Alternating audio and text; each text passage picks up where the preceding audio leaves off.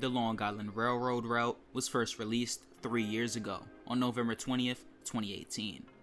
At first, it seemed like it would be TSW's busiest route, including the busiest station in North America with Jamaica. Players were quickly let down, however, when they were met with the buggy mess that was the route. DTG managed to deliver us one of the barest routes ever, when in reality, the Long Island Railroad is the busiest railroad network in North America and one of the busiest in the world. In this video, I talk about some of DTG's faults with the route and what can be added in the future to make the route feel much more realistic and true to life. This is the start of my Unfinished Routes series.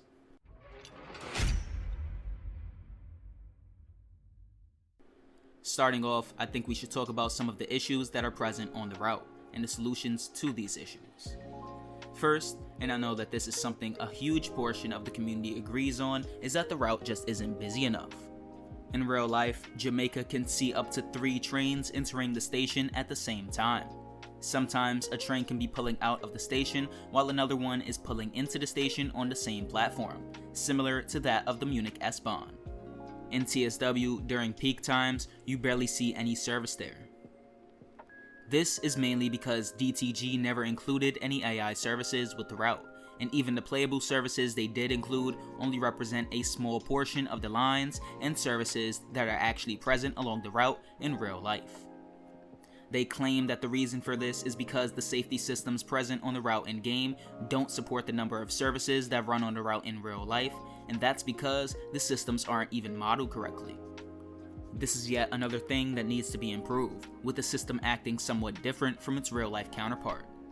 This system is outdated and utterly broken on the current LIRR route, making it annoying to play with the safety systems. With improved ATC and possibly access systems, the route will finally be able to support all of the AI services and services from other lines that we didn't have before, making the route much busier and more realistic. Stations like Long Island City, Hunters Point Avenue, and more would all suddenly become much more used and populated than they were before.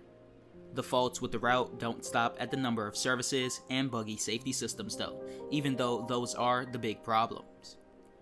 The issues extend to the sounds and even the scenery too, with stations like Woodside and whole sections of the route, like the elevated section between Atlantic Terminal and East New York, being completely inaccurate to their real-life counterparts. The sounds though, even with them being a lesser issue, are also inaccurate, with the M3 sounding like a diesel train and the M7 sounding like a bullet train, something those two units definitely are not. There's also the point that track noise is basically missing on the route, and those of you from New York who know that when it comes down to track noise and the clank sounds, the LIRR definitely is not as quiet as the game portrays it. The changes to the route and the scenery become even more of a required improvement when I move to my next segment, which focuses on route extensions. I think a lot of people, especially those from the New York area, can say that DTG ending the route at the Hicksville station was a huge mistake. It literally cuts the Ronkonkoma branch in half, with the player being forced to give up their service to an AI driver at Hicksville. Obviously, in real life, trains would continue further onto the Ronkonkoma and Port Jefferson branches, stopping at almost 25 more stations. Now, maybe asking for the full Ronkonkoma branch is a little too much. However, an extension along the branch to Ronkonkoma and along the Port Jefferson branch to at least Huntington wouldn't go amiss. On the opposite side of the route, towards Jamaica, the route could be extended along the Port Washington branch, including well-known stations like Flushing Main Street. You could even go as far as saying the route needs to be extended along the other branches, such as the Far Rockaway, Babylon, and Oyster Bay branches. However, I think just the Port Washington, Jefferson, and Ronkonkoma branches are enough to increase the variety of services and give the players a nice new change of scenery. Now moving on to rolling stock. While the current rolling stock can still be improved with better sounds, automated announcements, and PIS, more could be added to the route to increase the variety of trains and give the player a new experience of driving along this route. These new trains include the M9, DE30AC, DM30AC, and possibly even a reskinned GP38-2 for some freight action with the New York and Atlantic Railroad. Starting with the M9, it would be seen everywhere the M3 and M7 are seen. They aren't assigned to any one specific branch, so wherever there is a third rail, they have the possibility of showing up. These trains first entered service in September of 2019. They were constructed to replace the aging M3 units, which were retired last year in 2020. They were first constructed for LIRR, although the Metro-North Railroad is working closely with them to procure new M9A cars to replace their existing M3A units.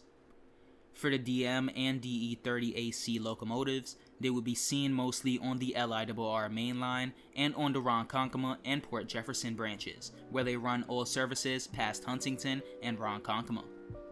They would also be seen on AI services on other branches, such as the Oyster Bay and Montauk branches. These two units are very similar to each other, only that the DM30AC can use third rail power when the diesel engine is off, allowing it to use the East River tunnels into Penn Station. On the opposite end of these trains, the C3 cab cars can be found, and like the MBTA with the F40PH and the CTC-3 on Boston Sprinter, these trains would operate in a push-pull configuration. And finally, the GP38-2. This is for all of you freight fans. The train would be reskinned from the Sandpatch grade route and would be seen on some freight services around the route, mainly on the main line, the Ronkonkoma branch, and various sidings along the route. DTG could even sneak in an ACS-64 layer to allow AI Amtrak services to run in and out of Penn Station, adding a bit more realism and variety in the station. All of these trains could be added to the route for more services and variety in the rolling stock along the line. Now, I did mention inaccuracies a bit earlier, and I would like to go more in depth with that. Me being a New Yorker, it's pretty easy to notice some of the inaccuracies that are present along the route, so for me, this is one of the most important things that needs to be improved upon. Now, before I start talking about the things that should be fixed and changed, I would like to just note that I will not be talking about any inaccuracies with sounds or the trains themselves, but solely on the stations and the scenery. Starting off, we have the Woodside Station, which needs a complete overhaul.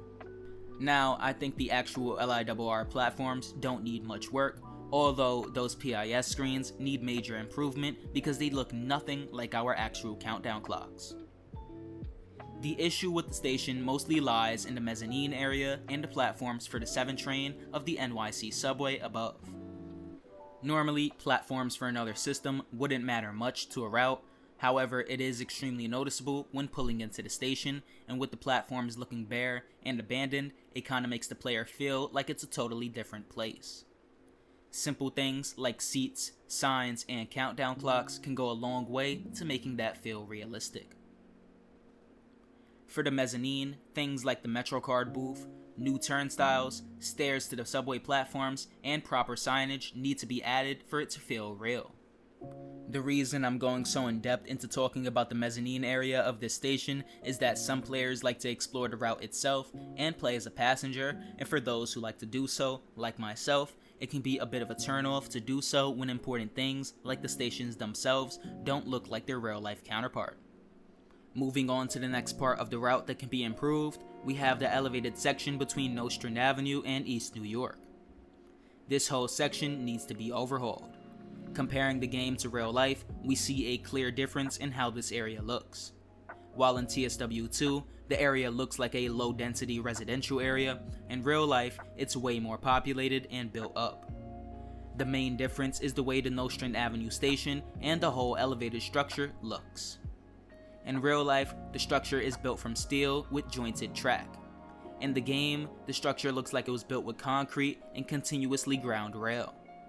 Finally, the Nostrand Avenue station should be remade to reflect the current day refurbished station instead of the older one before it was refurbished. The final thing I would like to see changed and updated is the New York skyline. Normally, this wouldn't be an issue, however, New York is one of the most known cities in the world and is sometimes called the capital of the world, so I feel like it should be represented properly. Also, in Hudson Yards, you're kinda like 30 feet away from some skyscrapers and they look nothing like their real life counterparts, so yeah.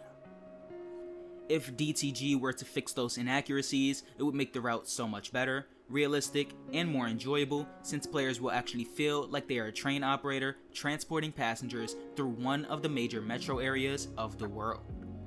I think we can all agree with the statement that the LIRR route needs more love. It seems like a lot of it was rushed and didn't receive the same treatment as some other routes, primarily the German and UK ones. With all of my proposed changes, it could give the route a new life and show players all over the world how our Long Island Railroad network really works, and overall, it will make the route much more fun to play. I hope all of you enjoyed the first video in my new Unfinished Route series. If you did, hit the like button, and if you're new to the channel, hit the subscribe button. Also, if you would like to support me even further, consider becoming a channel member with the link in the description below. I'll catch you all in the next video. Peace.